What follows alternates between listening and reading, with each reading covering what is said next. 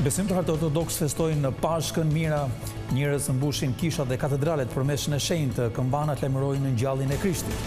Kryeministri Rama deklaron se qeveria do të forcojë lidhjet me emigrantët. Samiti i diasporës nesër në Tiranë dëshmi e kontributit të saj në transformimin e Shqipërisë.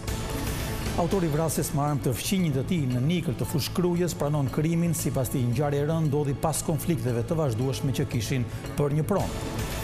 40% e lindjeve që rezultojnë me probleme lidhe me anomalitë e zemrës, por mjekët thonë se shumë prej rasteve trajtohen me sukses përmes operacioneve.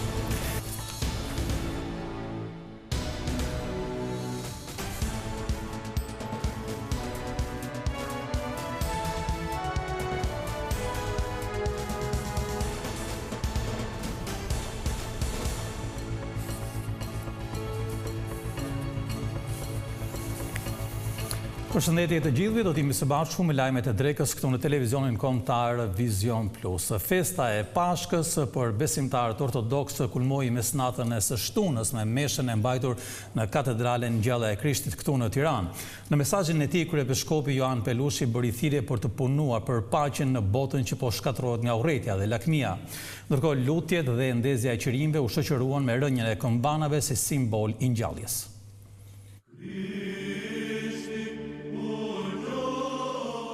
Besimtarët ortodoks festojnë këtë të diel Pashkët me lutje për paqe. Ata ndoqën meshën e ngjalljes së Krishtit në kisha e katedrale në të gjithë vendin. Kremtimi kulmoi afro mesnatës, kur shpërnda drita për besimtarët. Në Tiranë, mesha e shenjtë u mbajt në katedralen Ngjallja e Krishtit në drejtimin e kryepiskopit Joan. Mira besimtarë morën pjesë në ceremoninë solemne, duke ndezur qirinj dhe përcjell mesazhe shprehëse, paqeje dhe besimi. Kryepiskopi i Tiranës, Durrësit dhe i gjithë Shqipërisë, Joan Pelushi, uroi të gjithë besimtarët të gjejnë paqe në zemrat e tyre. Le të përgjigjemi pra thirrjes paqen e ju në të gjithë jetën tonë.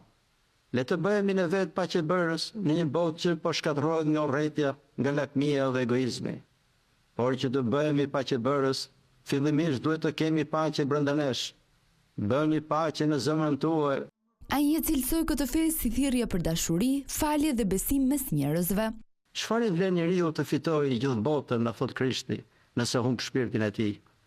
Këto fjalë janë më aktuale se kur. Jetojmë në një epokë ku njeriu ndjek pa pushim të mirat materiale, sigurinë, statusin shoqëror, dhe megjithatë ndihet më i zbrazur, më i vetmuar, i paplotësuar, më i shqetësuar se kur. Ndërsa javja na zbulon një të vërtetë madhe, kush ka Krishtin në zemrën e tij, nuk i mungon asgjë.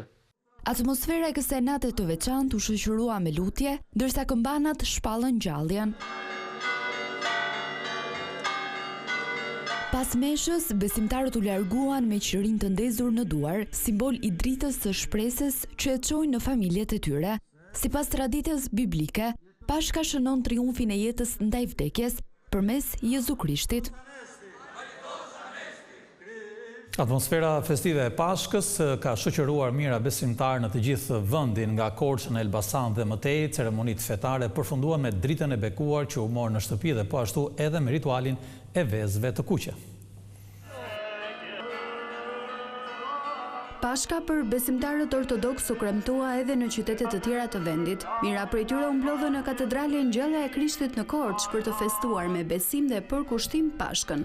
Ky qytet, i njohur për traditat e tij të thella shpirtërore, u shndrua në një qendër të bashkimit dhe lutjes. Në këtë dritë çdo njeri është i thirrur të bëhet dëshmitar i shpresës dhe ndërtues i paqes.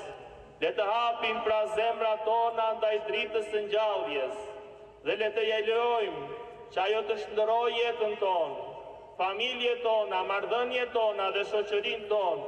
Këmbanat kombuan fuqishëm, ndërsa drita e qirimve u përhap nga mitropoliti i Korçës dhe klerikëve të tjerë tek duart e besimtarëve, duke përcjell edhe mesazhin Krishti u ngjall. Krishti u ngjall. Hristos anesti. Të shumtë ishin ata që kishin zgjedhur Korçën për të festuar Pashkën, vizitor vendas e të huaj. Vi nga Kina, është hera e parë që e festoj Pashkën në Shqipëri, gëzuar Pashkën. Unë vi nga Ukraina, hera e parë në Korçë, hera e parë që e festoj Pashkën në Shqipëri, edhe ne e festojmë këtë festë në këtë formë. Më pëlqeu shumë, gëzuar Pashkën. Unë jetoj jashtë, po jetoj në Lituani. Në Korçë shumë bukur. Domethënë gati pothuajse për vit mundoj të vi në Korçë. Shumë bukur, shumë njerëz, edhe shumë ndryshime edhe Korçë. Gëzuar për të gjithë, shëndet, mbarësi. Ne festojmë me familje, jemi afër të kohë. Më bukur, po. Gëzuar. Krishti u gjatë. Në Elbasan, besimtarët u mblodhën në kishën Shën Nikolla, ku mitropoliti i qytetit përcolli urimin për katës. Edhe në Fier dhe Vlorë ranë këmbanat për të shpallur ringjalljen. Ndërsa ceremonia e Pashkës në Berat u kremtua në katedralen Shën Dimitri dhe u drejtua nga mitropoliti i Nzot Asti. Ceremonia e shenjtë u ndoq nga qindra besimtarë, të cilët ishin mbledhur brenda dhe jashtë ambienteve të katedrales, duke u lutur në një nga ditët më të rëndësishme të kalendarit të krishterë për më shumë paqe dhe jetë më të mirë. Besimtarët morën dritën e bekuar dhe e çuan në shtëpitë e tyre, ndërsa kryen edhe ritualin e vezës, e cila simbolizon daljen e Krishtit nga varri. Nga Korça, presidenti Begaj uroi besimtarët ortodoks për festën e Pashkës, ai tha se kjo ditë shënon një moment reflektimi për të bërë më të mirë dhe më solidar me njëri tjetrin. Në këtë ditë të shenjtë për besimtarët ortodoks, politika i është bashkuar urimeve për Pashkën. Presidenti Bajram Begaj nga Mitropolia e Korçës ka përcjell mesazhe për më shumë paqe, shpresë dhe besim. Gëzuar Pashkë. Qoftë një Pashkë e bekuar për gjithë besimtarët, por edhe për gjithë shqiptarët. Uroj që drita e qeverisë e marr mbrëm në kishë, të ndriçojë zemrat e çdo individi, të çdo besimtari, të gjithë shoqërisë tonë. Kryetari i Kuvendit Niko Peleshi uroi po ashtu Pashkën nga Korça. Dita e Pashkës është një ditë e gëzuar, një ditë mirësie dhe do të uroja që mirësia e këtyre ditëve të përhapet në gjithë qytetarët e Korçës, gjithë Shqipërinë, gjithë shqiptarët kudo që jetojnë, Pashkë të mbara dhe ditë të paqta të pasojnë. Ndërsa kryeministri Edi Rama uroi festën me një foto dhe video nga mesha e mesnatës në Dhërmi. Lideri i opozitës Sali Berisha në mesazhin për besimtarët e krishterë uroi që Pashkën e ardhshme shqiptarët ta festojnë pa Edi Ramën kryeministër. Ju uroj këtë ditë Pashkë, ditë e shenjtë e ngjalljes së Krishtit të mbret, burrit, hyjt, që me mësimet e tij ndikoj më shumë se kushdo tjetër në moralin e qytetërimit perëndimor. Uroj që Pashkën tjetër ta kremtojmë pak të keqet më të madhe që na ka rënë hise këto vite. Gëzuar. Urime në këtë ditë të rëndësishme për besimtarët ortodoks përcollën edhe krerët e besimeve të tjera fetare.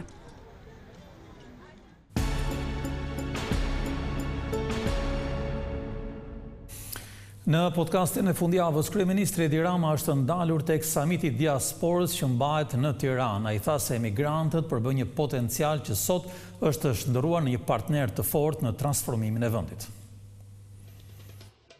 Të hënën e Tiranë do të nisë punime samiti diasporës dhe kryeministri Edi Rama deklaroi se ai do të shërbejë për të vlerësuar rolin e kontributin e shqiptarëve që jetojnë jashtë kufive. Në podcastin e përjavshëm, kryeministri Edi Rama theksoi se sfida e shtetit shqiptar sot është që të forcojë lidhjet me diaspora. Të strukturojmë një rrjet të tërë zemrash që rrajnë për Shqipërinë anë mban dhe mendjesh që krijojnë vlerë të shtuar në një bashkëpunim që prodhon rezultate për vendin. Rama shfrytëzoi podcastin për të hedhur poshtë akuzat për korrupsion, duke theksuar se edhe raportet që vijnë nga Bashkimi Evropian flasin për të kundërtën. Përmes shifrash dhe faktesh do të mund t'i tregojmë edhe publikut se sa larg janë të gjitha ato që thuhen dhe stërthuhen duke ushqyer një perceptim negativ lidhur me raportin e Shqipërisë me korrupsionin dhe lidhur me pozicionin e kësaj shumice ndaj korrupsionit.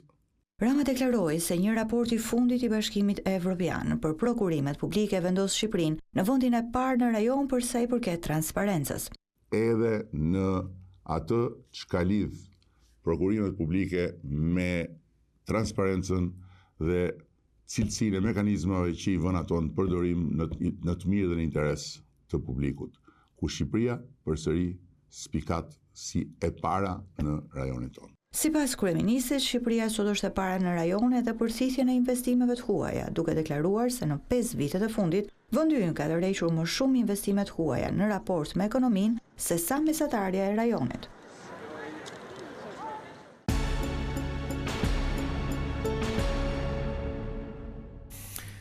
Autori i vrasjes në Nikël të fushkrujes rrëfeu përpara hetuesve motivin e krimit. Sipas tij, ai debatoi me fqinjin për një pronë dhe ky i fundit e kishte goditur me kos. Më pas, ai qelloi me çifte dhe njoftoi vet policinë. Pasi e vrava, kam lajmëruar vet policinë për krimin dhe me pas u largova. Kjo ka qenë dëshmia dhënë përpara hetuesve nga Eduard Afmataj, autori dyshuar i vrasjes së fqinjit të tij Artur Cangu në fshatin Vrion të Niklës në Fushkruj.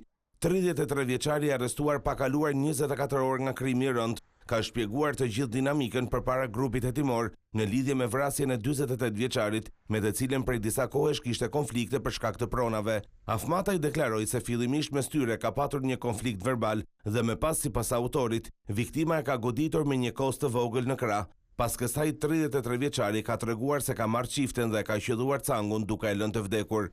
Menjëherë pas krimit e ka lajmëruar policinë, duke i treguar për ngjarjen dhe më pas është larguar. Autori u arrestua në një zonë të thellë malore, ku ishte fshehur në një banesë të braktisur, ndërsa gjatë kapjes nuk ka bërë asnjë rezistencë. Ndërkohë që policia ende nuk ka arritur që të zbulojë se ku ka fshehur armën e krimit, konfliktet mes tyre kishin nisur përpara 2 vitesh, lidhur me pronësinë e një sipërfaqeje toke. Një pallat në Lushnjë është përfshirë nga zjarri gjatë ditës së sotme. Flakët janë vënë re fillimisht nga banorët, të cilët kanë njoftuar menjëherë shërbimin në zjarrfikës. Ndërhyrja e shpejtë e tyre bëri të mundur izolimin e flakëve duke shmangur përhapjen e tyre në katet e tjera. Paraprakisht dyshohet se pronari i apartamentit në katin e 3 të pallatit, rreth 40 vjeç, i vuri flakën banesës së tij dhe më pas u largua. Sipas burimeve nga policia lokale, dyshohet se autori, që tashmë është në kërkim, vuan nga probleme të shëndetit mendor.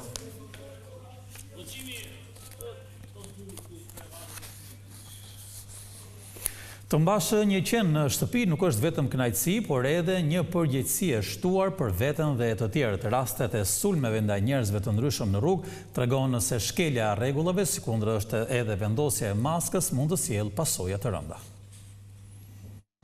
Në rrugët dhe parqet publike, prezenca e qenëve pa maskë duket se është kthyer në një shqetësim të vazhdueshëm për qytetarët. Edhe pse ligji parashikon dënim për pronarin, qenit të cilit kafshon një person dhe nuk është i pajisur me maskë, duket se prej tyre nuk merret asnjë masë. Edhe i zoti kur del ta ketë me maskë qenin për shkallë sigurie. Se për shembull çfarë përgjigje do japi ai nesër për shembull nëse e merr fëmijën për dorë dhe e kafshon qenin. Shumë rrezikshme, sidomos për fëmijët e vegjël. Dhe kur janë të shoqëruar nga prindër, nga gjyshe, prapë rrezikshme është. Disa nuk zbatojnë, patjetër që po kafshojnë fëmijët e po kafshojnë gratë që dalin me karrocë me fëmijë. Edhe merren në vende, jo në vende kështu publike ku kalojnë. Sipas mjekëve veteriner, pronarët duhet të tregojnë më shumë përgjegjësi gjatë shëtitjeve me kafshët e tyre shtëpiake. Çdo bashki ka një ligj që pronari duhet të mbaj kafshën afër vetes me një litar më të gjatë se 1.5 metra, me maskë patjetër. Ekspertët vërejnë se jo çdo kush mund të bëhet pronari një qeni me përmasa të mëdha trupore, që për shkak të forcës fizike mund të përbëjë rrezik. Jo çdo kush mund të marrë raca të tilla, raca jo vetëm pitbulli, por malinois, pastor gjerman, raca që mund të bëhen potencialisht të rrezikshme sepse janë shumë të fuqishme në trup. Problemi sipas ekspertëve mbetet edhe mungesa e hapësirave të dedikuara për shëtitjen e kafshëve. Vetëm gjatë vitit të kaluar, një 13 vjeçar pësoi plagë të rënda nga kafshimet në muajin mars, ndërsa në qershor, një tjetër fëmijë vetëm 5 vjeç u sulmua brenda oborrit të një banese duke përfunduar në spital. Edhe pse mungon një statistikë e saktë për këto incidente, problematika mbetet shqetësuese. Mjekët pediatër thonë se afro 40% e lindjeve që janë me probleme lidhe me anomalitë e zemrës, por shumë prej tyre mund të trajtohen me sukses përmes operacioneve.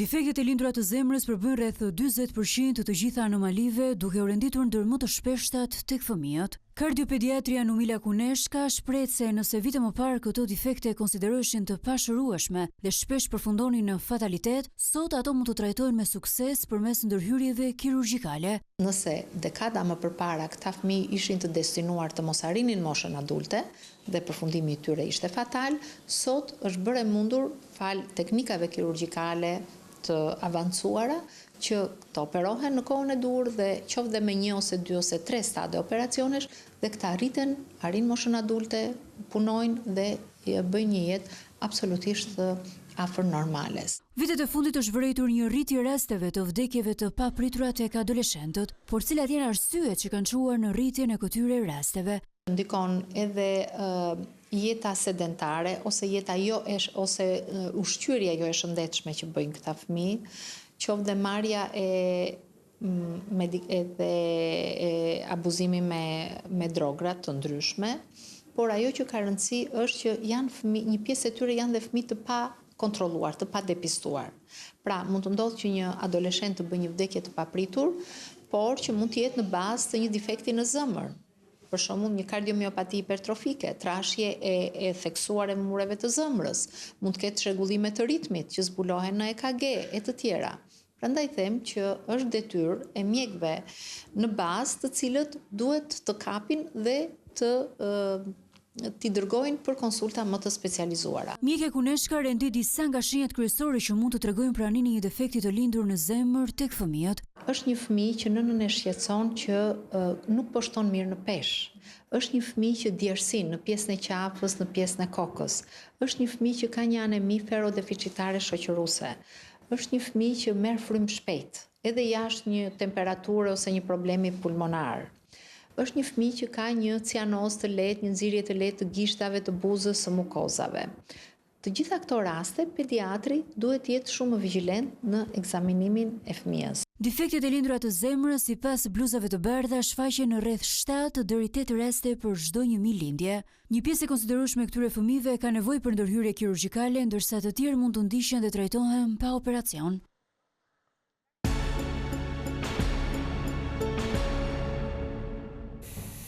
Studentët në Maqedoninë e Veriut ende nuk kanë një zgjidhje përfundimtare për zhvillimin e provimit të jurisprudencës në gjuhën shqipe. Pas së protestës në Shkup, disa ditë më parë ata thonë se nuk do të ndalen derisa të plotësohen të drejtat e tyre ligjore. 6 ditë pasi studentët shqiptar protestuan për të dhënë provimin e jurisprudencës në gjuhën shqipe, të cilën e cilësojnë të drejtë themelore, ende nuk ka patur asnjë vendim. Kryeministri i vendit ka deklaruar se po punohet për zgjidhje e në vijim ka patur edhe debate në kuvend. Sipas studentëve, të lënë tashmë në pritje, kjo e drejtë është mohuar prej vitesh. Edhe pse ligjërisht e kemi të lejuar që provimin e jurisprudencës studentët shqiptarë të nënshtrohen në gjuhën e tyre anëtare. Kërkesa jonë është në përputhje me kornizën kushtetuese edhe me kornizën ligjore në Maqedoninë e Veriut, ku sipas amandamentit 5 të marrëveshjes kornizë Ohrit, i cili është implementuar në kushtetutën tonë, thuhet se gjuha shqipe është gjuhë zyrtare. Mandej, ajo është e konkretizuar me ligjin për përdorimin e gjuhëve, i cili parashes se përdorimi i gjuhës shqipe është detyrim ligjor nga të gjitha institucionet e vendit. Nuk po kërkojmë asgjë tjetër përveç se asaj të cilën e kemi të garantuar me ligj. Për studentët, pengesa për zhvillim të provimit në gjuhën shqipe është një diskriminim akademik. Mendoj se kjo është një diskriminim edhe etnik edhe akademik i studentëve shqiptar. Për shkak se ka një impakt shumë të madh dhe shumë negativ në karrierën e një juristi, i cili në një mënyrë i stagnon ata që të mos zhvillojnë më tej karrierën e tyre profesionale. Studentët paralajmërojnë edhe për shkallëzim të protestave nëse nuk merren masa konkrete.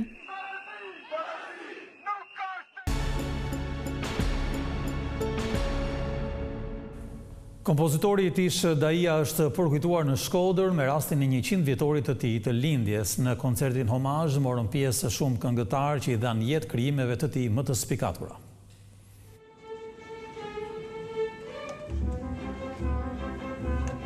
një mbrëmje e rrallë artistike mblodhi publikun shkodran në një festë të muzikës dhe kujtesës kombëtare. Kompozitori Tish Daia u rikthye në vendlindje përmes një koncerti homazh në 100 vjetorin e tij të lindjes, ku erdhi krijimtaria e tij e pasur.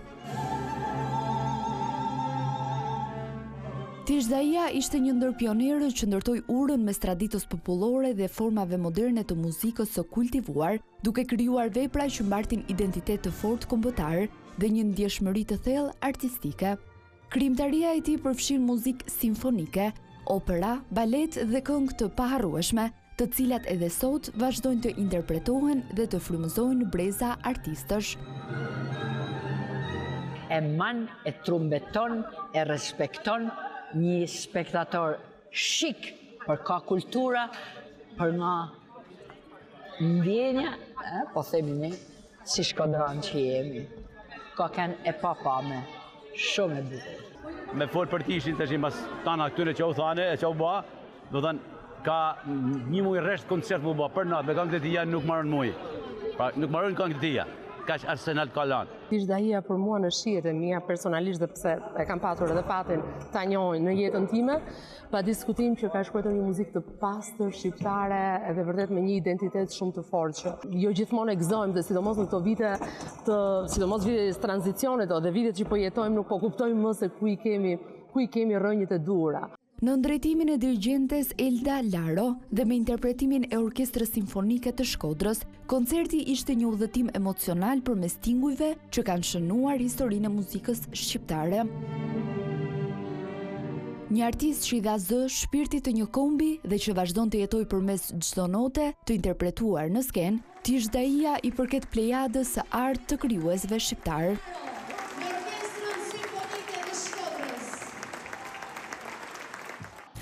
Këtu kemi përfunduar me lajmet tona të dregës. Faleminderit dhe miru takofshëm.